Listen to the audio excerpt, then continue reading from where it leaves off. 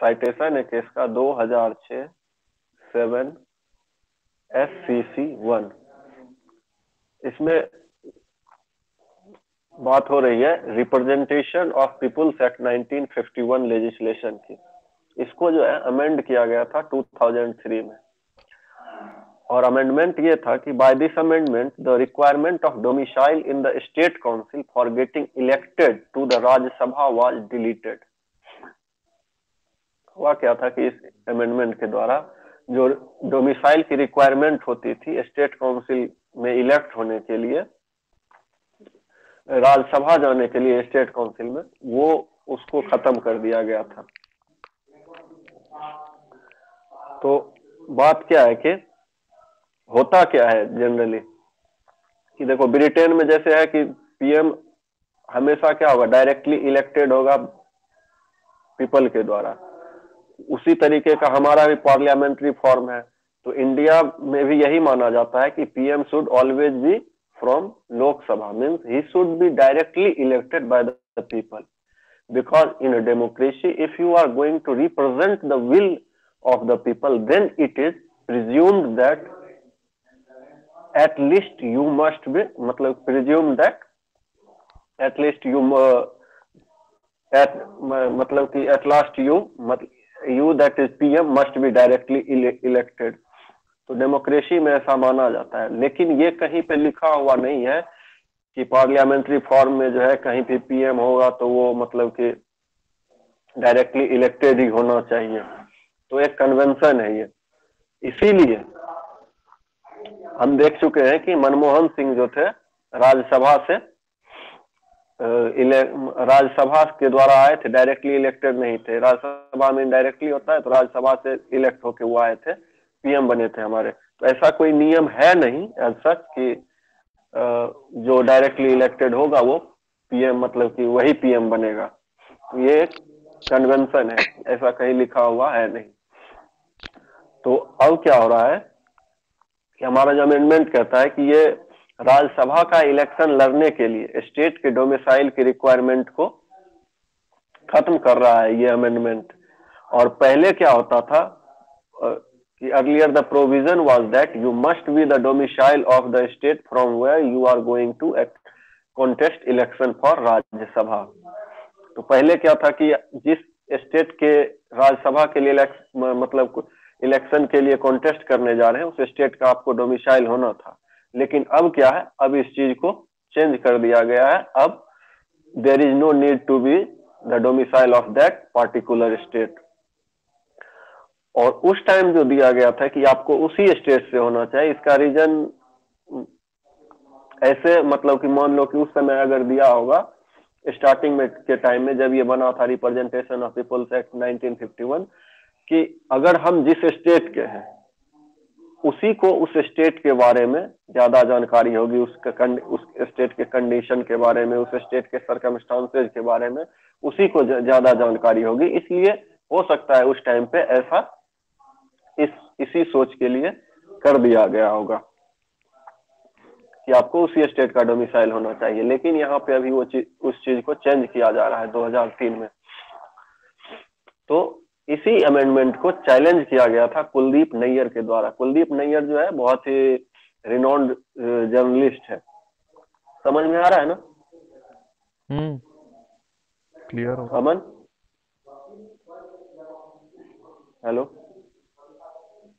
Bhushan. Hello, हाँ आ रहा। हाँ ठीक है। तो इसी को चैलेंज किया गया था कुलदीप नैयर के द्वारा। रिनोन्ड जर्नलिस्ट, बहुत सारा बुक भी लिख चुका है ये।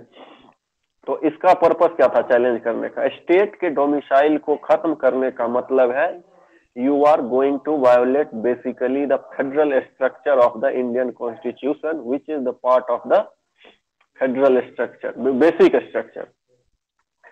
तो अब क्या है कि इशू आया कि राज्यसभा के लिए आपको उसी राज्य का डोमिसाइल होना चाहिए जहां से आप कॉन्टेस्ट कर रहे हो, जबकि ये अमेंडमेंट है जो कि कह रहा है कि उस डोमिसाइल के रिक्वायरमेंट को खत्म करता है। So in this case the supreme court has held that the conclusion of the constitution of India is federal state but this is not as federal country as the USA. ये जो मतलब कि कर रहा है चैलेंज इस कि state के डोमिसाइल को खत्म करने का मतलब है you are going to violate basically the federal structure of Indian constitution. अगर आप स्टेट को तो वहां पे सुप्रीम कोर्ट इसको बोल रहा है कि हमारे इंडिया का फेडरल स्टेट वैसा नहीं है जैसा कि यूएसए का है। ठीक है, it is considered that USA is the most ideal form of federalism. They have dual citizenship and simultaneously they have double supreme courts also. तो जैसा यूएसए में है वैसा ही हम मेरे यहाँ हो, ऐसा कोई जरूरत नहीं है। तो but the thing is that if you are going to apply the provisions of American Constitution over the Constitution of India, there is a lots of dissimilarity also between India and USA's federalism. तो supreme court वही यहाँ पे so the constitution of India is not as federal as the constitution of USA and the federal structure of the Indian constitution is tilted in the favour of the union. इसमें यहाँ पे accept कर रहा है। तो यहीं पे तो यहाँ पर डोमिसाइल की जो रिक्वायरमेंट है टू गेट द मेंबर मतलब कि और Rajya Sabha, it should not be the necessary pre condition. इसको मतलब कि प्री कंडीशन नहीं होना चाहिए कि उसी स्टेट का उसको डोमिसाइल होना चाहिए। यहाँ की स्टेट क्लेम नहीं कर सकती है कि जिस तरीके का right concern state of USA को मतलब कि यूएसए के कंसर्न स्टेट को जिस तरीके का राइट है उसी तरीके का राइट स्टेट यहाँ क्लेम नहीं कर सकती है, क्योंकि यहाँ का फेडरलिज्म वहां के फेडरलिज्म से डिफरेंट है। ठीक है, तो सुप्रीम कोर्ट यहाँ पे वही इसके बारे में बोल रहा है, representation of people's amendment act 2003, this is a constitutionally valid amendment, the reason being India is not a pure federal country. यहाँ पर स्टेट उस तरीके की इम्यूनिटी को क्लेम नहीं कर सकती है जिस तरीके की इम्यूनिटी यूएसए वाले फेडरलिज्म के केस में करती है, pure federalism. So this amendment is in the violation of the federal structure but not accepted by the supreme court of India. Federal structure के वायोलेशन में तो है ये अमेंडमेंट, लेकिन इसको एक्सेप्ट नहीं किया गया सुप्रीम कोर्ट ऑफ इंडिया के द्वारा। ये केस खत्म है।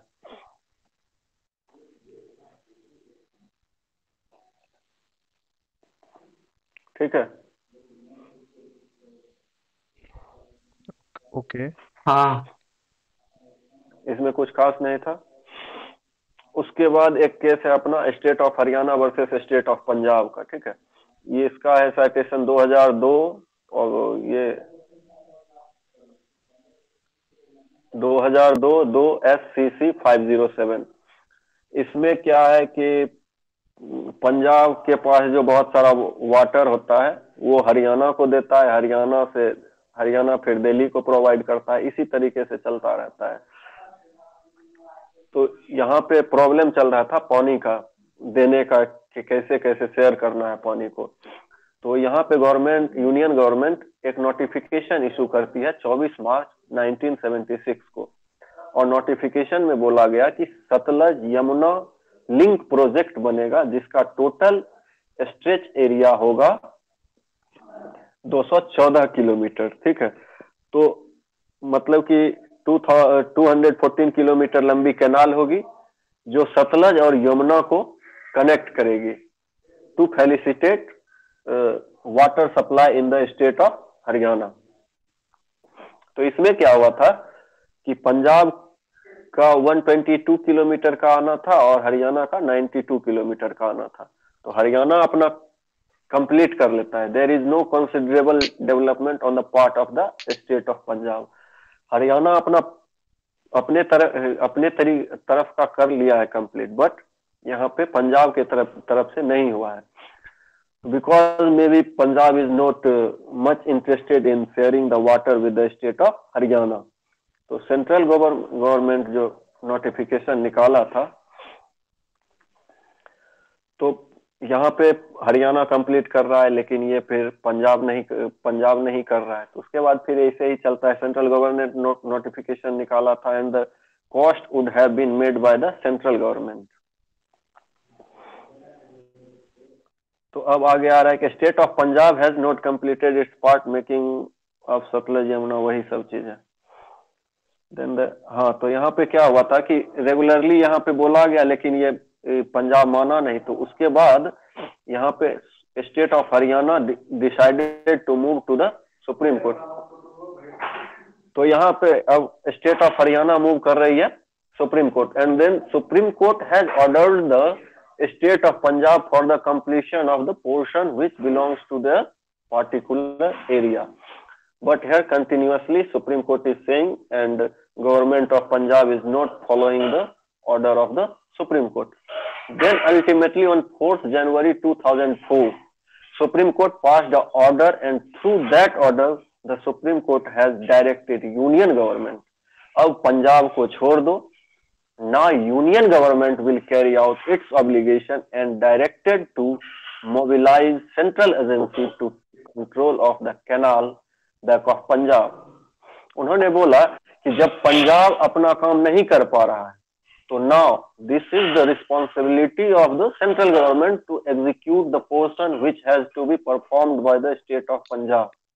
तो बोले कि पहले तो आप पैसा दे रहे थे, लेकिन आप अपनी मशीनरी भी लगाओ, और मशीनरी लगाने के साथ साथ जो भी लोग, जो भी स्टाफ इस कैनाल के काम को पूरा करेंगे, they must receive adequate security, and this is the responsibility of the central government. अब यहाँ पे जब स्टेट ऑफ पंजाब रेगुलरली इस चीज को नहीं मतलब फॉलो कर रहा था इस चीज को, तो अब सुप्रीम कोर्ट दे रहा है इसको सेंट्रल गवर्नमेंट को कि आपको परफॉर्म करना है। अभी आप जो वो पैसा दे रहे थे बनाने के लिए, वो तो देना ही है, बट अब क्या है, जो मशीनरी उस टाइम पे स्टेट गवर्नमेंट लगाती, उसको भी आप ही को लगाना है, और उस मशीनरी में जितने भी स्टाफ या सारे लोग काम करेंगे, वो सारी सिक्योरिटी जो है, एडिक्वेट सिक्योरिटी, एडिक्वेट पेमेंट, सारा अब आपको करना है।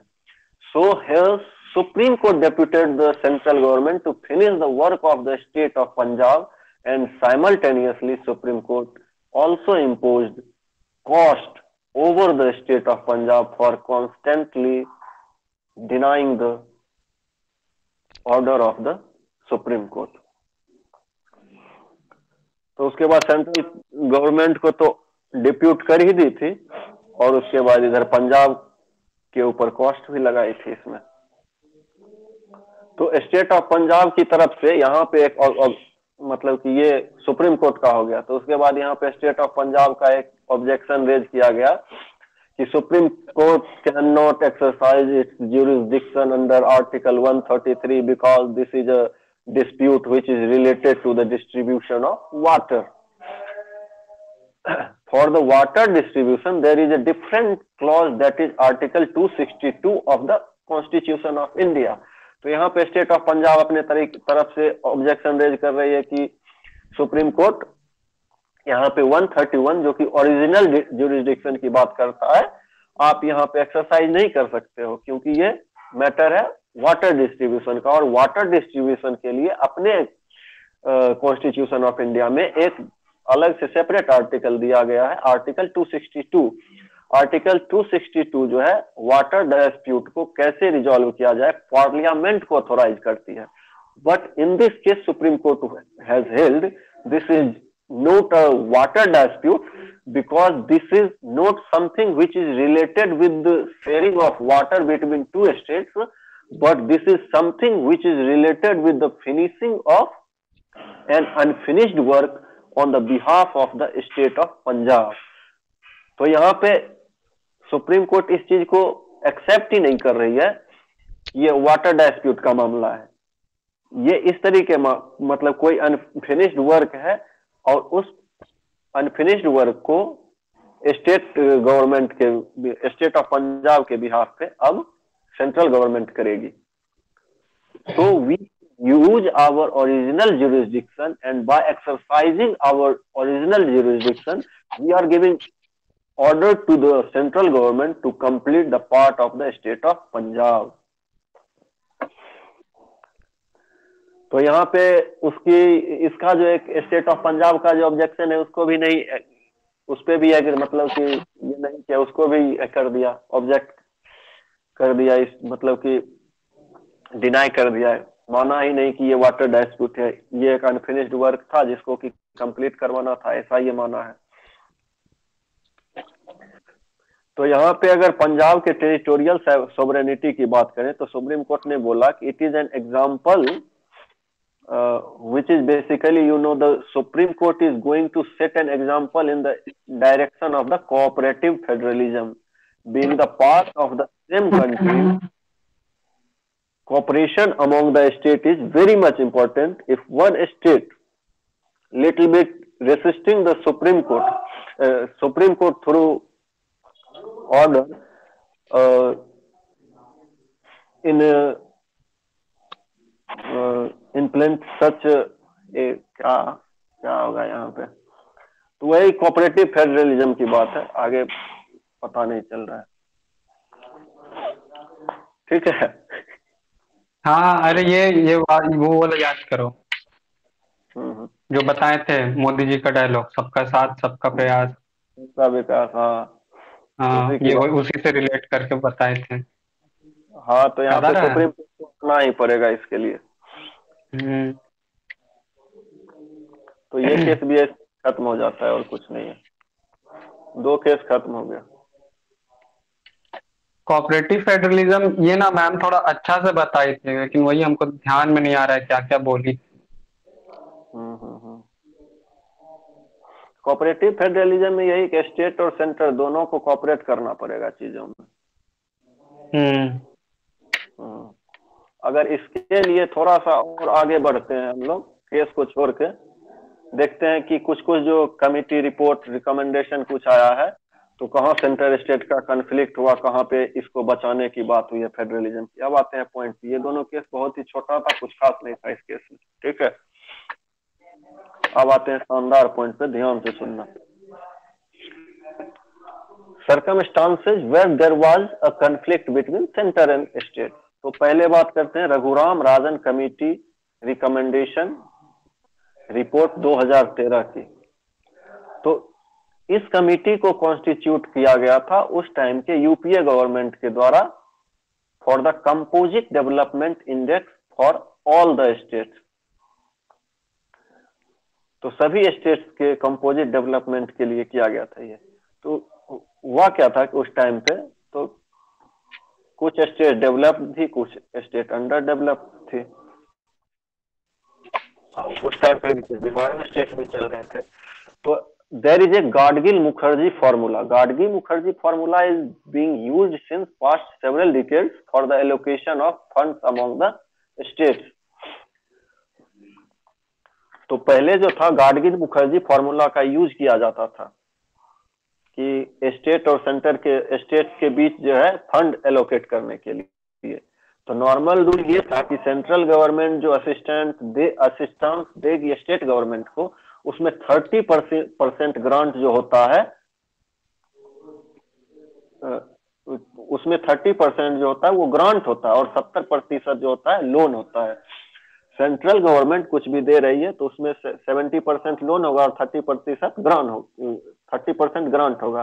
तो लोन मीन्स वही कि जो 70% आपको मिला है उसको स्टेट गवर्नमेंट को वापस भी करना होता है सेंट्रल को। तो but once state is going to attain the special status, then there is a lots of change in that and now the state will receive 90% grants and 10% loan. That is a great relief for the state government. यहाँ पे क्या होता है कि 30% grant मिल रहा है state government को normal course में। अगर आप स्पेशल स्टेटस पा लेते हो तो आपको 90% ग्रांट मिल रहा है और 10% का ही लोन मिल रहा है। नॉर्मल रूल ये चल रहा है। तो होता ये है कि स्टेट की लायबिलिटी जो है बहुत ज्यादा घट जाती है। तो इस पे उस टाइम पे जो है नवीन पटनायक, ममता बनर्जी, जयललिता, ये सब जो था एलिगेशन लगा रहा था यूपीए गवर्नमेंट पे, ये जो ला रही थी रघुराम राजन कमेटी रिकमेंडेशन पे, कि ये जो कमेटी की रिपोर्ट है ये बाइस्ड है। और बाइस्ड इसलिए है because they are not talking about the equitable and justiciable distribution of the central government fund to the state government. तो इन लोगों का मानना यह था कि सेंटर ने ये जो रघुराम राजन कमेटी बनाई है, which is trying to create some new formula for the distribution of funds among the different states. तो कुछ स्पेशल स्टेट्स के लिए जो है उसके फायदे के लिए जो है नया कमेटी बनाया गया है, उसके बेनिफिट के लिए इनका ये मानना था। तो इसमें ये कुछ नए क्राइटेरिया कुछ स्पेशल स्टेट्स को बेनिफिट देने के लिए क्रिएट करना चाहते हैं। जैसा कि इसमें इनका ये एलिगेशन है कि स्टेट ऑफ बिहार को ये स्पेशल स्टेटस देना चाहते हैं। उस टाइम पे जो रघुराम राजन कमेटी बनाया गया था तो थोड़ा सा चेंजिंग करना चाह रहे थे कुछ चीज में, बिकॉज वो जो थे वहां पे मान रहे थे कि 2014 का जो इलेक्शन हो, अगर यूपीए गवर्नमेंट को फुल मेजोरिटी नहीं, मतलब फुल मेजोरिटी में होने के लिए ये सब पॉलिटिकल एलाई बनाने के लिए ये सब कर रहे हैं रघुराम राजन रिपोर्ट को। तो so it was said that this report is in the violation of fiscal federalism of Indian constitution. तो इसको जो इस रिपोर्ट को जो है स्टेट साथ नहीं दिया, यहाँ पे सेंटर लाना चाह रही थी। रघुराम राजन कमेटी की रिपोर्ट को फिस्कल फेडरलिज्म का वायोलेशन माना गया था। यहाँ पे शेयरिंग की बात हो रही है, ठीक है, असिस्टेंस जो देती है सेंट्रल गवर्नमेंट। एक यहाँ पे हो गया सेंट्रल स्टेट का कॉन्फ्लिक्ट, ठीक है।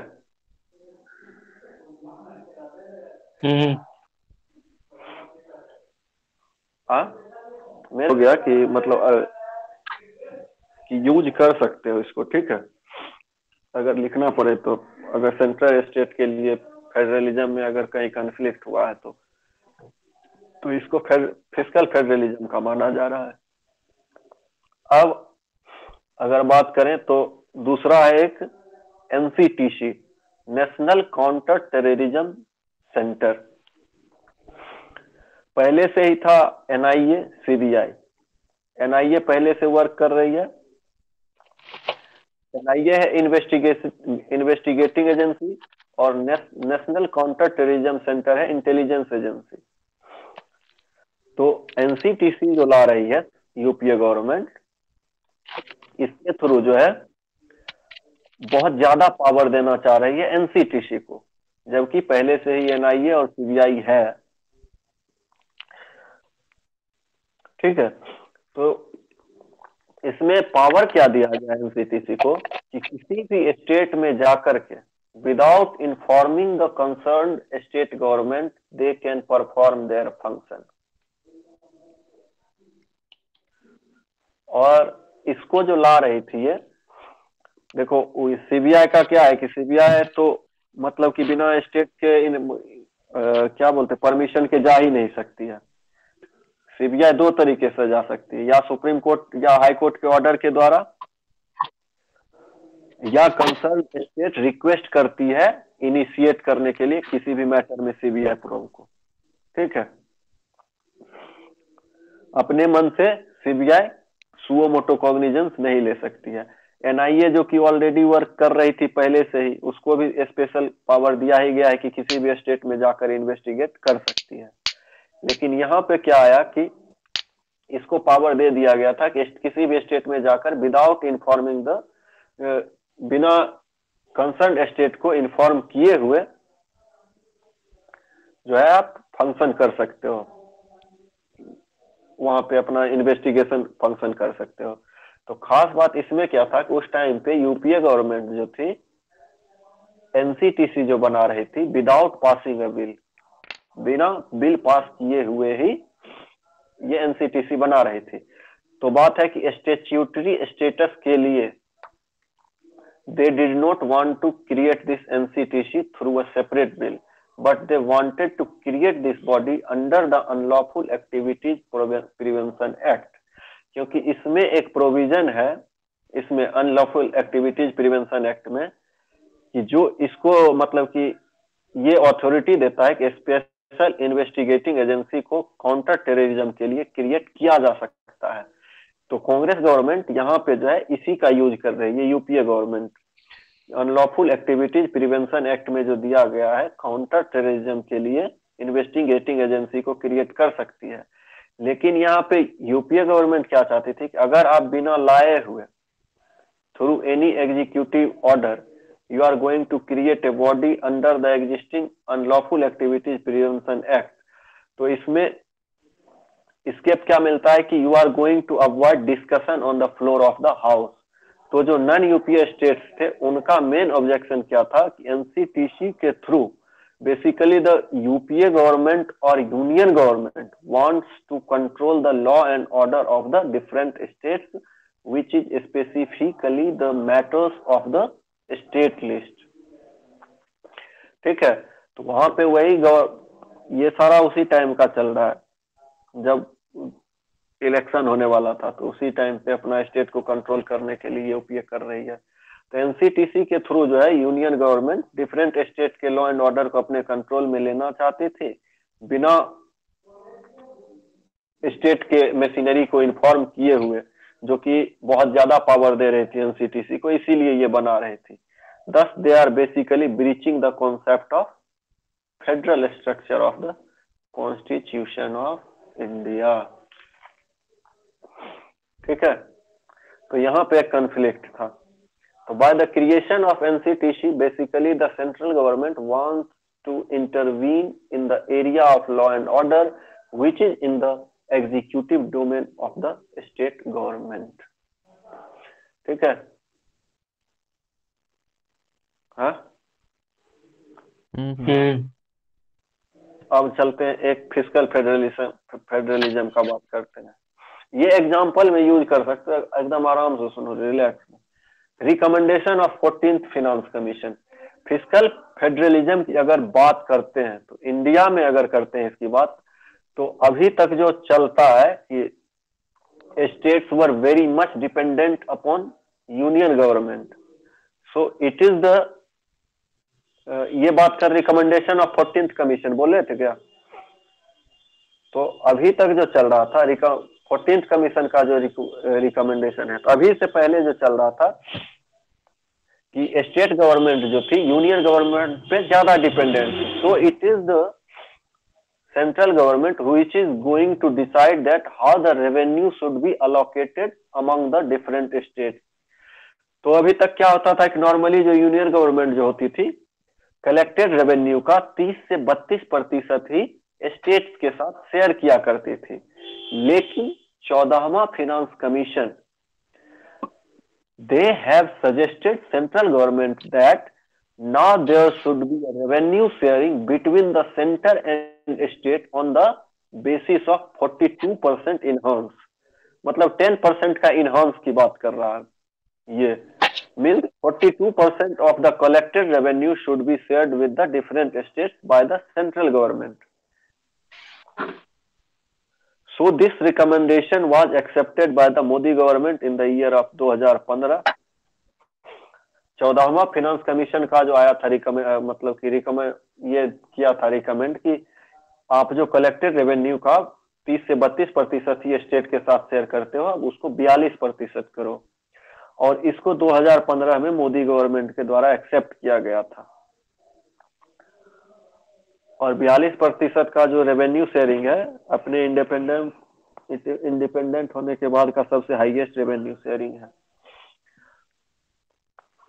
So it is a kind of way through which the states are going to be fiscally more empowered। तो यहाँ पे क्या हो रहा है कि सेंटर ने जो बोल दिया कि हाँ 42% रेवेन्यू शेयर करेंगे, but simultaneously they are also asking states to perform। Centre तो बोल दिया कि 42% आपके साथ रेवेन्यू शेयर करेंगे, लेकिन स्टेट को भी परफॉर्म करना होगा। तो परफॉर्म और का क्राइटेरिया मतलब कि ये जो होता है दोनों तरफ से करने का, वो क्राइटेरिया उस तरीके की बात कर रहा है। परफॉर्मेंस एक होता है परफॉर्मेंस पेरिस मैनेजमेंट, तो उसकी क्राइटेरिया को ये यहाँ पे करने की बात कर रहा है। तो यहाँ पे ट्राई कर रहे हैं कि criteria on the state also that is तो states will have to perform, state को भी यहाँ पे परफॉर्म करना पड़ेगा। For everything they can't dependent upon the central government, so many states are demanding special status. तो स्पेशल स्पेशल स्टेट्स, हाँ हाँ समझ गया, ठीक है। तो यहाँ पे वही बोल रहा है कि सेंटर बोल रहा है कि स्टेट को भी परफॉर्म करना पड़ेगा। तो यहाँ पे भी बहुत लोग ये स्पेशल स्टेटस का मांग कर रहे हैं कि स्पेशल स्टेटस चाहिए, स्पेशल स्टेटस चाहिए। स्पेशल स्टेटस तो दिया नहीं गया है, और इसके बदले में क्या किया गया है कि फिनेंशियल असिस्टेंस दे रही है स्टेट गवर्नमेंट को to complete the certain big project. अभी जो कुछ अगर बड़ा प्रोजेक्ट किसी स्टेट में हो रहा है तो उस प्रोजेक्ट को कंप्लीट करने के लिए सेंटर जो है फिनेंशियल असिस्टेंस दे रही है, लेकिन स्पेशल स्टेटस वाली जो बात है वो कम हो गया, अब नहीं हो रहा है। तो क्योंकि यहाँ पे जो है यहाँ पे वो जो 90% जो ग्रांट मिल जाता था स्पेशल स्टेटस को, मात्र 10% लोन की जो बात होती थी, वो वाली चीजें अब बियर नहीं कर सकती है सेंट्रल गवर्नमेंट। तो यहाँ पे ये कर दिया है कि आपको कुछ फिनेंशियल असिस्टेंस दे दिया जाएगा अगर वैसा लगेगा, अगर आप कुछ बिग प्रोजेक्ट करते हो, लेकिन आपको स्पेशल स्टेटस नहीं दिया जाएगा, लेकिन आपके तरफ से भी कुछ ना कुछ परफॉर्मेंस करना पड़ेगा। आपके तरफ से परफॉर्मेंस करना पड़ेगा कि वही जो एक बार और पिछले किसी केस में हम लोग बात किए थे कि अब जो है स्टेट भी बुलाने लगी है दूसरे क्या बोलते हैं कंपनी वगैरह को अपने स्टेट में ये करने के लिए,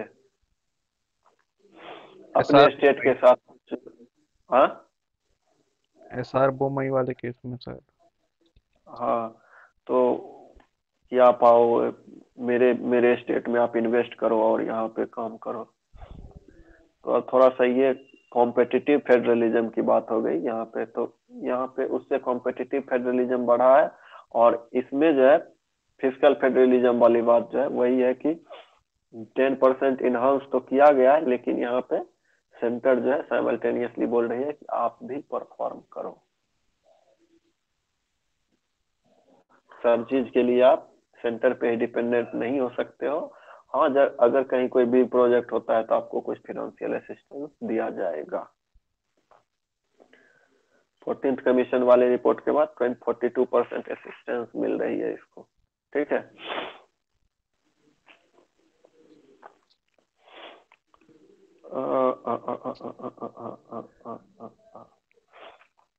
अब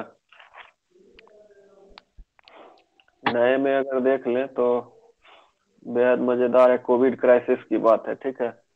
मार्च 2022 में कोविड क्राइसिस आया, नेशनल लॉकडाउन लगा किसके अंडर डिजास्टर मैनेजमेंट एक्ट। तो ये मतलब इसी पावर को एक्सरसाइज की थी उस टाइम पे central government. Disaster management act के अंडर जो है ये लोग नेशनल लॉकडाउन लगाए थे, और स्टेट के पास भी लॉकडाउन लगाने के लिए एक एक्ट है, एपिडेमिक डिजीज एक्ट। स्टेट को भी एम्पावर करती है कि आप भी नेशनल लॉकडाउन अपना स्टेट वाला जो लॉकडाउन है आप लगा सकते हो, तो कंप्लीट लॉकडाउन। लेकिन यहाँ क्या हुआ, इंडिया में कोई स्टेट रेसिस्ट नहीं की थी इस चीज के लिए, सारे स्टेट जो है अग्री कर गए थे इस चीज के लिए। लेकिन और अदर कंट्री में कहीं की बात देखो, छोटे छोटे कंट्री में रिसेंटमेंट आया था, वहां पे अमेरिका के ही लोग फॉलो नहीं करना चाह रहे थे रेस्ट्रिक्शन को, लेकिन हमारे यहाँ जो है स्टेट अग्री कर गया था। तो यहाँ पे जो है हम लोग देख सकते हैं कोऑपरेटिव फेडरलिज्म, ठीक है, कि स्टेट और सेंटर जो है साथ साथ में काम कर रही है, स्टेट यहाँ पे रेसिस्ट नहीं कर रही है। तो यहाँ पे हुआ था क्या कि जब लॉकडाउन मतलब कि लगा था, तो फिनेंशियल डिपेंडेंसी स्टेट की चली गई थी सेंटर के ऊपर, क्योंकि वहां पे फिनेंशियल मतलब कि सारा कुछ जो था बिगड़ गया था, हेल्थ वगैरह हो गया था। उसके बाद काम कोई कर नहीं पा रहा था, तो चीजें नहीं पा रही थी। तो इसके लिए बाहर लोग निकल ही नहीं रहे थे, तो चीजें प्रोडक्ट तैयार ही नहीं हो रही थी, तो क्या कैसे करेगा। तो स्टेट डिपेंडेंट हो गई थी सेंटर के ऊपर। तो स्टेट की डिपेंडेंसी जो बढ़ गई थी सेंटर ने के ऊपर, तो सेंटर जो है बोरोइंग लिमिट होता है कुछ स्टेट का जो देती है, तो मतलब कि बोरोइंग लिमिट होता है 3% का, उसको बढ़ा के 5% कर दी थी। लेकिन इसमें भी पहले डिस्प्यूट चला था कि सेंटर बोल रहा था कि आप आरबीआई से बोरो कर लो, लेकिन स्टेट कह रहा था कि सेंटर बोरो करे। तो इसमें क्या हुआ था कि लास्टली सेंटर तैयार हो गया था। अब इसमें 2% जो बढ़ा है 2%, तो पहला का 0.5% जो है अनकंडीशनल, आपको ठीक है बढ़ा दिए हैं, लेकिन 1% जो बढ़ा है, 1% जो बढ़ाएंगे दिए हैं आपको एक्स्ट्रा, उसके लिए जो है आपको मनी को यूटिलाइज करना होगा कुछ स्पेसिफिक फॉर्म में, जैसे कि जॉब क्रिएशन के लिए, पावर सेक्टर रिफॉर्म के लिए, अर्बन डेवलपमेंट के लिए, इकोनॉमिक मतलब कि नॉर्मली देखो तो इकोनॉमी ठीक करने के लिए। तो यहाँ पे कितना हो गया, 0.5% दिया गया था अनकंडीशनल कि आप कुछ भी करो उसके लिए, उसमें कोई मतलब नहीं है। 1% दिया गया था यहाँ पे आपको परफॉर्म करना पड़ेगा इस एरिया में, और लास्ट 1.5% बढ़ गया है। उसके बाद जो 0.5% बढ़ गया है, आपने किस तरीके से काम किया है, आप जो मतलब कि अचीव करोगे कुछ स्पेसिफिक एरिया में, उसके बाद उस चीज को देखेंगे तब आपको दिया जाएगा। ठीक है, तो यहाँ भी रुपया डायरेक्ट नहीं दिया जा रहा है। ठीक है, यहाँ भी वही फेडरलिज्म का बात चल रहा है। ठीक है, ऐसे ही आपको कोई भी चीज नहीं दे दी जाएगी, आपको वहां पे काम करना ही पड़ेगा बैलेंस करने के लिए। तो यहाँ पे सेंट्रल स्टेट को सपोर्ट कर रही है, लेकिन साथ में कुछ कंडीशन भी लगा रही है कि आपको ये परफॉर्म करना पड़ेगा, तभी आपको कुछ फंड और रिलीज किए जाएंगे। So the federal structure is, यहाँ पे चल रहा है कि स्टेट और सेंटर दोनों अगर साथ आए तो अच्छे तरीके से फेडरल स्ट्रक्चर का ये हो सकता है, फॉलो किया जा सकता है। तो यहाँ पे पावर शेयरिंग का बात हुआ है। ठीक है, तो हमारा फेडरलिज्म धीरे धीरे चेंज हो रहा है। तो यहाँ पे वही है कि पहले कोविड वाला हो गया कि इसमें हमारा स्टेट कुछ नहीं किया था, तो ये बढ़िया एग्जाम्पल रहेगा कि अच्छा कोऑपरेट किया था दोनों, सेंटर और स्टेट। यहाँ पे फिर सेंटर भी इसको दे रहा है, लेकिन सेंटर भी कुछ ऐसे ही नहीं दे रहा है, कुछ कंडीशन लगा के दे रहा है। उसके बाद ये हो गया कोविड वाला फेडरलिज्म के लिए। उसके बाद दूसरा है कि जब ब्रीच हुआ था इसका पंजाब में पीएम सिक्योरिटी में, तो लॉ एंड ऑर्डर का जो ये पीएम गया था तो बोल के जाया था कि क्या तो बोला था कि शुक्र करो मैं लौट आया, इस तरीके का कुछ बोला था। तो उसमें स्टेट मतलब लॉ एंड ऑर्डर जो आता है स्टेट लिस्ट में आता है। ठीक है, तो प्राइम मिनिस्टर कहीं जाता है तो उसका प्राइम रेस्पॉन्सिबिलिटी होता है एसपीजी के पास। ठीक है, लेकिन अगर पीएम किसी स्टेट में जाता है ट्रेवल के मतलब कि किसी भी चीज के लिए, तो उस स्टेट का वो पीएम गेस्ट होता है, और जिस भी स्टेट का वो गेस्ट होता है वहां पर आउटर सिक्योरिटी को जो मैनेज किया जाता है वो कंसर्न पुलिस के स्टेट के द्वारा किया जाता है। और होम अफेयर्स के द्वारा भी क्लियर था कि ऑल्टरनेटिव रूट भी तैयार रहता है पीएम के लिए, कहीं कुछ हुआ तो वहां पे इसको लगा दिया जाएगा। तो यहाँ पे जो है तरीके से वहां पे ब्रीच तो हो ही गया था पीएम सिक्योरिटी। हमारा जो आर्टिकल 365 है ये कहता है कि अगर सेंटर कुछ डायरेक्शन देती है स्टेट गवर्नमेंट को तो उसको ये मानना चाहिए। अगर वो नहीं मानती है इस चीज को होम मिनिस्ट्री का कंप्लीटली मतलब कि श्योरली गाइडलाइन मिला ही हुआ था पंजाब गवर्नमेंट को, तब पर भी वो वहां पे तरीके से नहीं कर पाई थी। तो अगर कोई गाइडलाइन दिया गया है स्टेट गवर्नमेंट को तो उसको मानना चाहिए। अगर वो नहीं मानती है तो ये डेमोक्रेसी के लिए खतरा है। आर्टिकल 365 देता है सेंटर को पावर कि कुछ डायरेक्शन दे तो स्टेट माने। यहाँ पे पंजाब वाला फेडरलिज्म को का वायोलेशन हो गया। यहाँ पे स्टेट गवर्नमेंट उस तरीके से प्रोवाइड नहीं कर पाए थे चीजों को, लेकिन फिर यहाँ पे कोविड वाला देखो तो कोविड वाला सही चल रहा है।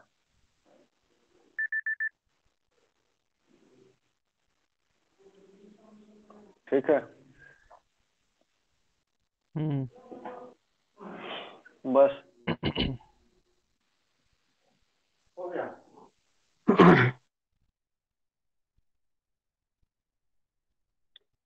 हाँ भाई ठीक है, छोड़ो। के एक सवाल पूछे।